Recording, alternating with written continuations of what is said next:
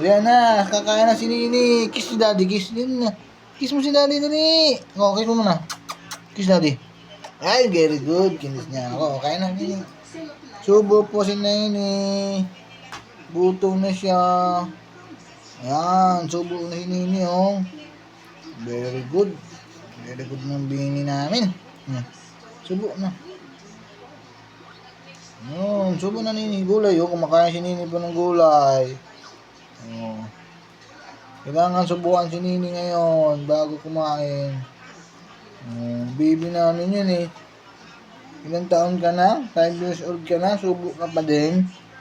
Hindi. Dali na, subo na ikaw. Ito, masarap po. Favorite mo to eh. Fish oh. Ito. Dali na, para makita nila oh. Yan, very good naman yun ng baby namin oh. Oh, di ba? Susubuan pa yan. Nice, very good. Kain pa yung gulay, oh.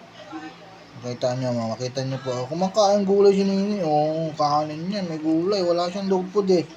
Naubos na ngayon. Bukas na lang kami bibiling dog food. Kanin mo na siya, tas sabaw. Ay, susubukan pa namin, oh. Grabe naman yung bata namin. Subo pa yan, oh. Tingnan mo, yan ang baby namin. Susubukan pa yan. Yan, guys. Sana natuto na si Tiny kumain mag-isa niya. Subukan mo na siya bago siya kumain ng kanyang sarili lang. Hey, gusto niya susubukan siya muna. Yan, si Tiny.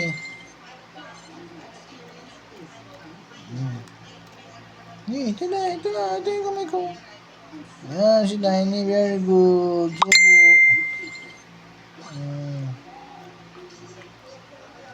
Subo ulit yun eh. Very good naman yan. Ayan si Tiny ko. Subo ng subo muna bago siya lang kakain mag-isa. O, titingin pa. Darap lang. Hindi.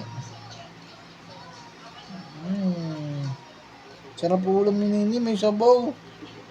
Isda na may sabaw. Oh, sarap naman yan. Ayusin mo. Dungis na ng bunganga mo. Yan na guys, kumakain na si Nini, gutom na gutom po siya. Susubukan po siya ni Daddy bago siya kumain mag-isa niya. Kailangan na siya umpisahan ng subo. Ay, grabe yan.